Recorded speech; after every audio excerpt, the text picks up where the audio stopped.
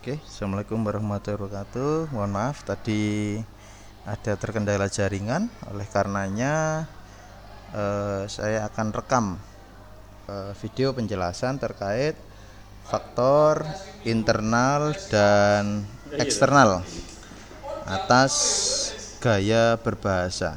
Jadi pertanyaan utama dalam materi ini adalah kenapa gaya berbahasa orang berbeda-beda. Kita mulai dari faktor internal dulu ya. Jadi faktor yang menyebabkan terjadinya perbedaan gaya berbahasa secara internal utamanya adalah dari gender.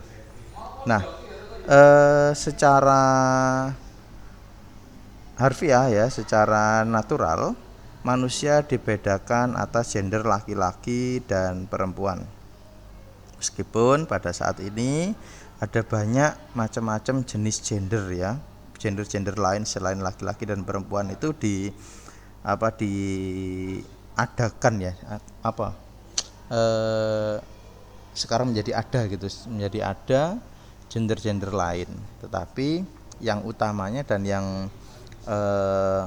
memang natural adalah laki-laki dan perempuan. Adapun gender yang lain itu tadi, tambahan-tambahan itu tadi adalah akibat dari adanya fenomena tertentu yang khusus dan spesifik pada orang-orang tertentu. Jadi tidak terjadi pada semua orang. Kalau secara umum ya laki-laki dan perempuan. Kemudian ada permasalahan kromosom, permasalahan DNA, permasalahan pengajaran, pendidikan, kebiasaan sehari-hari, kemudian menyebabkan adanya gender yang lain. Tetapi secara umum laki-laki dan perempuan.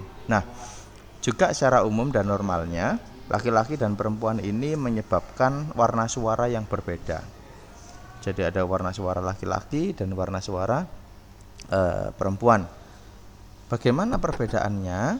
Kalau secara awam suara laki-laki itu lebih bulat dan berat. Kemudian kalau suara perempuan itu lebih triple ya, terus cenderung halus, kecil gitu suaranya. Nah, lebih lanjut terkait bagaimana perbedaan suara laki-laki dan perempuan ini, silakan cari-cari sendiri di internet, dipelajari sendiri banyak. Jadi berapa ukuran hertznya gitu ya, bahkan kalau kita pakai ada aplikasi di Android itu untuk mengenali suara laki-laki dan perempuan, untuk mengukur tinggi rendahnya hertznya itu tadi, tinggi rendah suara itu tadi ada. Jadi bisa dikenali mana suara laki-laki dan suara perempuan. Ukuran-ukurannya, standarnya itu juga sudah ada. Silakan dipelajari sendiri. Nah, berikutnya karena gender pula kemudian menyebabkan perbedaan kepribadian. Jadi kepribadian ini kompleks ya. Kalau kita merujuk pada teorinya Freudian ya, ada id, ego dan superego. Itu dinamika kepribadian. Jadi kepribadian itu dibangun atas id, dasar manusia. Jadi aslinya manusia ya, id itu naluri manusia.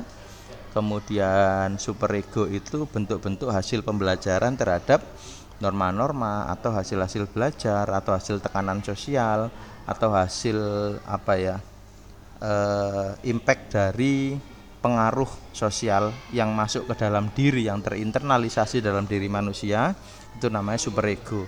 Kemudian satuan dari dua itu yang kemudian muncul menjadi kepribadian disebutnya ego. Nah, kepribadian inilah yang kemudian juga membangun stereotip manusia, sehingga cara berbahasanya berbeda-beda. Ada orang yang kita sebut sebagai bicaranya kasar, bicaranya halus, bicaranya sangat oportunis yang menggebu-gebu. Ada orang yang bicaranya seakan-akan terbata-bata. Nah, ini bergantung kepada kepribadiannya, bagaimana dia mengelola diri dan kepribadian di dalamnya. Berikutnya adalah fisik artikulatoris. Jadi ada yang dipengaruhi oleh gender, fisik artikulatoris, yakni bentuk pita suara ya, kondisi pita suara, kondisi kerongkongan, salah satu bagian yang sangat berpengaruh terhadap warna suara, yaitu kondisi kerongkongan manusia. Kemudian laki-laki perempuan juga berbeda kondisi kerongkongannya, pita suaranya juga ada perbedaan. Selain itu juga kondisi yang diakibatkan mungkin kecacatan, semisal bibir sumbing atau ketiadaan langit-langit atas ya. Jadi bibir sumbing itu ada bibir aja, jadi problem pada bilabialnya aja. Jadi bibir atasnya itu yang bermasalah, biasanya ada sobekan gitu ya di bibir atas. Ada lagi sumbing yang sampai pada kondisi langit-langit atasnya itu hilang, nggak punya. Jadi antara bibir atas, langit-langit atas yang di belakangnya gusi itu tembus ke hidung, sehingga mereka yang kondisinya seperti itu suaranya menjadi sengau karena tercampur antara udara di mulut dan di hidung, gitu ya. Itu untuk yang berbibir sumbing. Ada yang lidahnya pendek, ada yang lidah terkilir,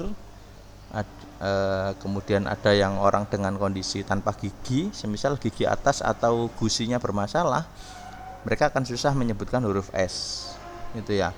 Atau yang lidahnya itu kilir atau pendek atau tidak mudah untuk bergetar, itu tidak bisa mengucapkan huruf R dan lain sebagainya. Juga beberapa orang yang mengalami penyakit di bagian fisik artikulatoris seperti penyakit kerongkongan, gondok dan lain sebagainya, itu juga sangat mempengaruhi bagaimana gaya dan karakter berbicaranya.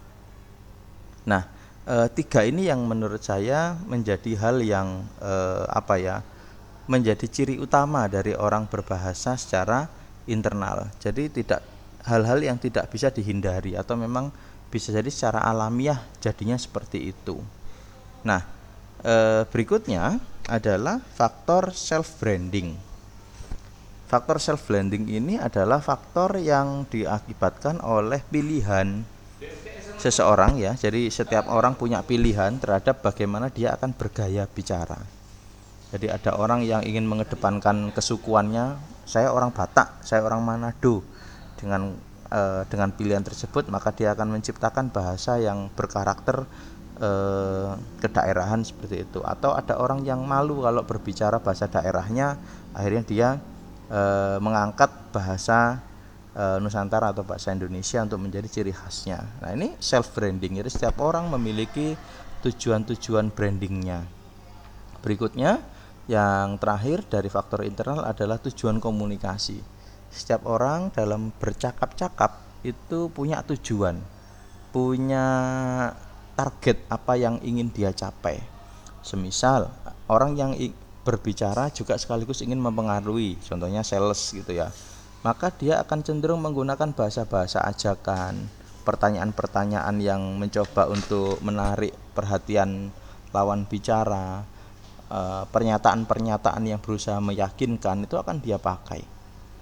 Kemudian dia akan cenderung memberikan fakta, gitu ya. Jadi orang-orang yang ingin agar apa yang dia omongkan itu diperhatikan oleh orang lain, dan jika perlu orang lain percaya pada dirinya, maka dia akan banyak memberikan fakta-fakta, teori-teori, itu dicampur aduk di dalam bahasanya, gitu ya. Tergantung itu tujuannya dia mau ngapain gitu. Ada orang yang ingin mendapatkan simpatik gitu ya, maka dia akan bahasanya nggak mungkin dia akan kasar gitu ya. Ya wis, misalnya kamu dalam kehidupan sehari-hari pasti berbeda antara orang yang mau nagih utang sama orang yang mau berhutang gitu ya. Kalau orang yang nagih utang mesti lebih kasar gitu ya, yo pegel utangnya ora dibayar. Tapi orang yang ingin berhutang, ingin curhat, ingin dikasihani, maka bahasanya nggak mungkin kasar gitu ya. Kasar tambah gak dikei duit gitu ya teman-teman ya. Jadi tergantung orang itu mau ngapain, sehingga ketika dia punya tujuan tertentu maka cara berbahasanya juga berbeda-beda gitu ya. Ngomongnya lebih halus, lebih sopan. Kok tumben sih orang ini ngomongnya halus sama saya, biasanya orang ini ngomongnya kasar, ternyata ada maksud tertentu. Nah itu kan jadi cara berbicara bergantung pada tujuannya. Nah berikutnya itu tadi faktor internal. Sekarang kita bahas faktor yang sifatnya eksternal atau dari luar diri manusia tersebut. Yang pertama kita lihat di atas dulu ya. Jadi di sini ada lingkungan sosial. Jadi orang berbicara atau gaya berbicara seseorang itu dipengaruhi oleh bagaimana kondisi lingkungan sosialnya. Misalnya orang-orang yang rumahnya cenderung di gunung, maka suaranya cenderung lebih apa ya? Lebih keras mungkin gitu. Orang-orang yang di gunung dan tetangganya itu berpisah jauh gitu ya. Orang-orang yang hidupnya di kota atau di perumahan, di perkotaan padat, ya mungkin bahasanya nggak terlalu keras gitu ya, karena ngomong dikit aja tetangganya udah denger gitu. Tapi orang-orang yang jarak antar tetangganya itu berjauhan, seperti di pegunungan atau semisal di daerah pantai yang sepi gitu ya, orang-orang yang biasa di laut gitu, yang pekerjaannya sebagai nelayan misalnya, ya suaranya lebih keras, lebih lantang.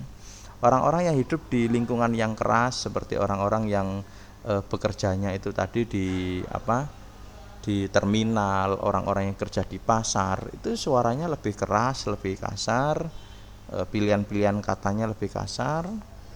Sedangkan orang-orang yang bekerja di mungkin di bidang-bidang yang di bidang pendidikan atau di bidang keagamaan, itu pilihan katanya pasti berbeda gitu ya. Orang-orang yang berpendidikan, orang-orang yang tidak mengenyam pendidikan tinggi misalnya, atau bahkan tidak mengenyam pendidikan sama sekali, maka gaya berbahasanya juga akan berbeda gitu. Jadi lingkungan sosial sangat berpengaruh pada gaya berbahasa orang tersebut itu ya. Kemudian media dan budaya asing. Saya campurkan di sini antara media dan budaya asing, karena kalau zaman dulu budaya asing itu datang ke sebuah daerah gitu ya, atau sebuah negara, itu datangnya bersama dengan kolonial. Tetapi sekarang mereka datang bersama media. Seperti yang kita ketahui, sekarang media itu ada macam-macam, ada televisi, ada YouTube ya, media-media digital misalnya, melalui musik, melalui film gitu. Nah, itu sangat berpengaruh kepada gaya orang dalam berbicara. Jadi misal teman-teman yang suka K-pop, maka banyak nih kadang-kadang bahasanya itu dicampur dengan istilah-istilah bahasa Korea. Atau teman-teman yang suka dengan anime-anime Jepang gitu ya, mungkin gaya-gaya bahasanya dicampur dengan istilah-istilah dari anime-anime Jepang tadi. Itu kan pengaruh media dan budaya asing. Berikutnya dari unsur pembelajaran dan pendidikan. Di mana orang itu dididik, di mana orang itu belajar, ya seperti itulah bahasanya, gitu ya. Nah, itulah juga kenapa kalau kita lihat di anak-anak kita, gitu ya, mungkin kalau teman-teman mungkin adiknya yang masih PAUD, masih TK, masih SD, coba bandingkan antara di sekolah satu dengan sekolah yang lain. Misalnya ini anak nggak pernah misu, tapi kok begitu masuk ke sekolah ini kok malah misuan ya, kok malah kasar omongannya gitu. Ternyata itu adalah pengaruh dari teman-teman sekolah, teman-teman ngaji gitu ya. Nah, itu sama sebenarnya, nyambung dengan lingkungan sosial tadi ya. Juga bagaimana cara guru-gurunya ngajar, bagaimana cara guru-gurunya berkomunikasi dengan anak-anak tersebut, dan sejauh mana guru-guru itu mengontrol bagaimana bahasa anak. Nah, kalau gurunya udah nggak kontrol, antara gurunya udah nggak sanggup yang ngontrol bahasa anak, akhirnya bahasa anak-anak tadi itu sudah uraan karena udah nggak terkendali, ya jadinya ya seperti itulah bahasa anak yang kita masukkan ke sekolah itu. Makanya kadang-kadang orang tua itu pilih-pilih gitu sekolah, bukan pilih-pilih karena sekolahan ini bayarnya lebih mahal atau kelihatan lebih bagus, sebenarnya tidak. Yang dipilih adalah circle-nya, yang dipilih adalah budaya dari sekolah tersebut. Ada kok sekolah yang di desa tapi jadi pilihan gitu. Kenapa ya? Karena guru-gurunya itu tadi dari ustadzah-ustadzah yang tahfidz Quran, kemudian yang bahasanya halus, kemudian di situ diajarkan kesopanan, karena juga ada kiainya di situ gitu. Ada kok sekolah-sekolah yang meskipun di desa tapi bagus. Tapi ada juga sekolah-sekolah yang di tengah kota tapi malah nggak bagus. Kenapa? Ya karena lingkungan masyarakat yang sekolah di situ buruk, atau guru-gurunya cara ngajarnya kasar, siswanya itu tadi dibentai, dimaki-maki seperti itu kalau di sekolah-sekolah, maka jadilah anak-anak seperti itu. Jadi ini faktor berbahasa dari pembelajaran dan pendidikan. Berikutnya faktor konvensi atau kesepakatan.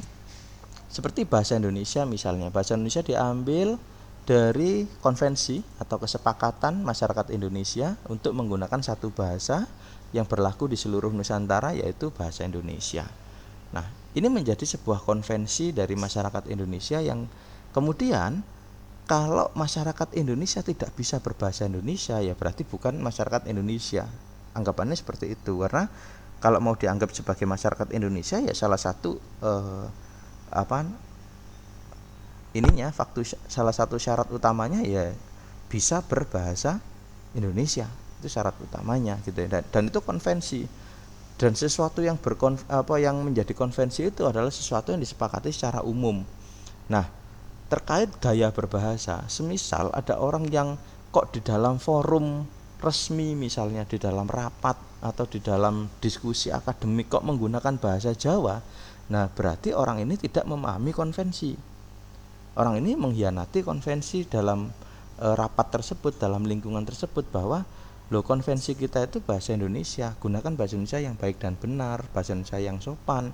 Ya meskipun dalam bahasa Jawa ada yang lebih sopan gitu ya, bahasa Jawa juga sopan gitu, tetapi ini konvensinya bahasa Indonesia, ya jangan semena-mena kemudian menggunakan bahasa daerah, karena bisa jadi di dalam forum tersebut ada orang dari bahasa yang daerah lain, bukan bahasa Indonesia.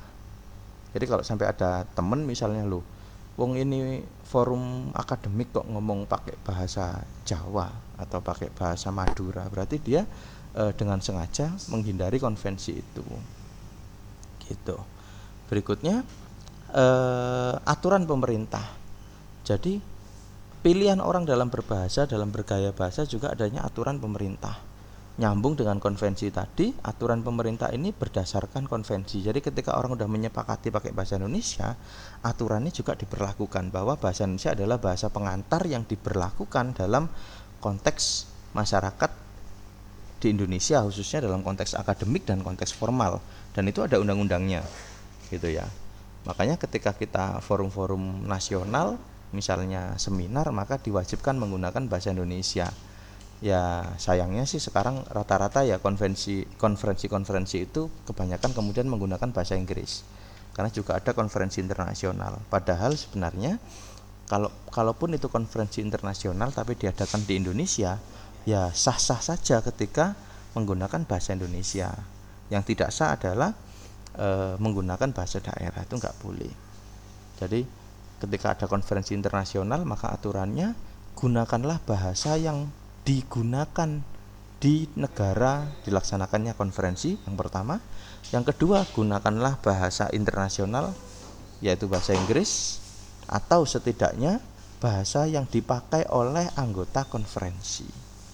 Itu pun terbatas gitu ya, masih harus diterjemahkan. Jadi menyediakan penerjemah, itu aturan, dan aturan itu harus dipahami oleh seluruh anggota konferensi. Itu aturan pemerintah. Nah, ketika bahasa itu diatur, tidak hanya bahasanya, melainkan juga cara berbahasanya, melainkan juga mana bahasa yang baku dan standar itu juga diatur. Makanya di dalam aturan bahasa Indonesia itu ada KBBI ya, Pedoman Bahasa Indonesia ya, dan PUEBI, Pedoman Umum Ejaan Bahasa Indonesia. Nah, ada pedomannya, maka bahasa yang benar yang mana? Ya yang sesuai dengan pedoman. Itu tadi. Gaya berbahasa formal adalah bahasa yang sesuai dengan pedoman-pedoman tersebut.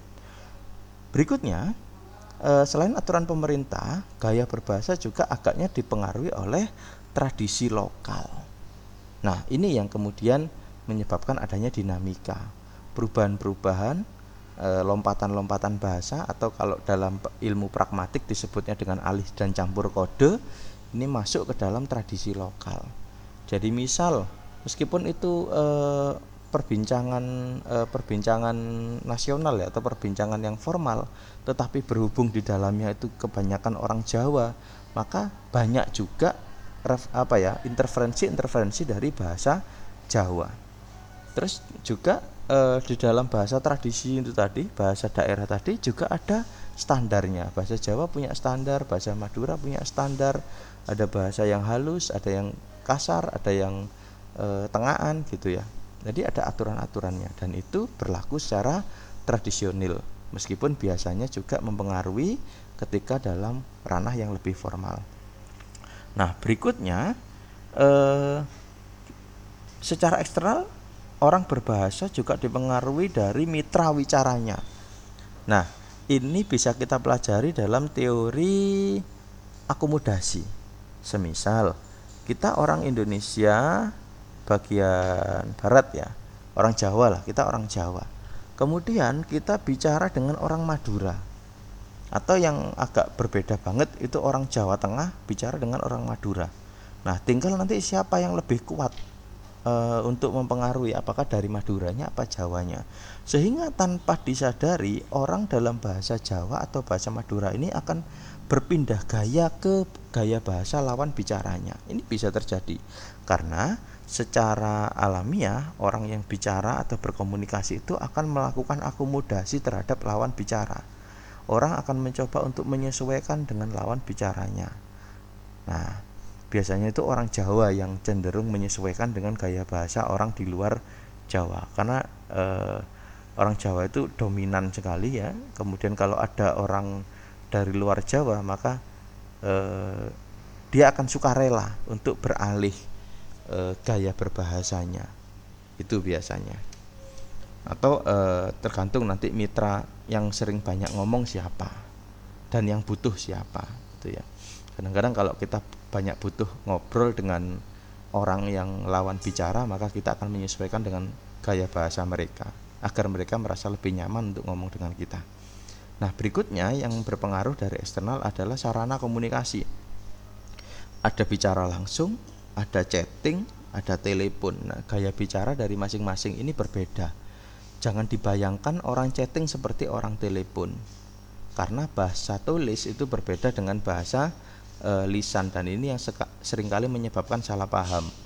Karpe guyon, diketik gitu ya, diketiknya guyon, di chattingnya guyon, tapi karena di situ nggak ada emot, nggak ada apa, lawan bicara akan bisa salah paham, kemudian dikira marah atau gimana. Dan juga sebaliknya, sebenarnya marah dikira guyon. Nah, itu sering terjadi ketika saya coba untuk ngomong dengan teman-teman di kelas. Saya serius, teman-teman malah bercanda gitu ya. Saya bercanda, teman-teman ngira serius. Itu sering terjadi karena bahasa chat dan bahasa lisan itu berbeda. Juga bahasa langsung ya, karena telepon dan langsung juga berbeda. Meskipun kita bisa memahami dari warna suara atau nada suaranya, tetapi orang bicara langsung dengan orang bicara melalui telepon itu berbeda, karena melalui telepon tidak nampak visual mimik wajahnya, sehingga kita tidak tahu dia beneran tertawa atau cuma bohongan atau gimana. Tapi kalau ketemu langsung dengan wajahnya, baru kita bisa agak komprehensif untuk menilai, meskipun ada yang namanya poker face ya. Nah, berikutnya yang berpengaruh adalah moral etika komunikasi. Jadi setiap setiap situasi atau suasana komunikasi itu punya aturan moral dan etika. Bagaimana kita bicara dengan pimpinan, bagaimana kita bicara dengan bawahan, bagaimana kita bicara dengan orang yang lebih tua, bagaimana kita bicara dalam suasana militer, di pendidikan, atau yang bagaimana, itu berbeda-beda. Kadang-kadang teman-teman yang ikut paskib ini yang unik ya. Jadi di kelas tapi siap gitu ya, seperti suasana militer gitu ya. Padahal di kelas gitu. Apalagi siap pas suasananya pas sampai ngomong karo guru ngaji, itu kan nggak cocok. Jadi tolong bisa membedakan. Ya, kita tahu kalian orang-orang yang berkecimpung di bidang semi militer ya, orang-orang yang sudah dididik secara aturan-aturan militer itu tadi. Tetapi mohon untuk bisa membedakan mana ranah situasi yang berbeda. Jadi harus bisa membeda-bedakan, karena etika Anda dengan etika lingkungan yang Anda temui saat itu bisa berbeda, gitu ya. Berikutnya suasana komunikasi, masih nyambung dengan etika tadi, Jadi kalau di kelas ada, ketika bercanda maka bahasanya bahasa bercanda, ketika serius ya bahasa serius, ketika ngomong yang lebih tegas ya tegas. Jadi ada suasana yang mempengaruhi gaya berbahasa orang-orang. Nah, oke, sudah saya rangkum dalam satu halaman ini antara faktor internal dan faktor eksternal. Semoga bisa dipahami dan bisa dilanjutkan untuk mengerjakan tugas yang kemarin sudah saya berikan mengenai faktor-faktor yang mempengaruhi gaya berbahasa. Sekian, assalamualaikum warahmatullahi wabarakatuh.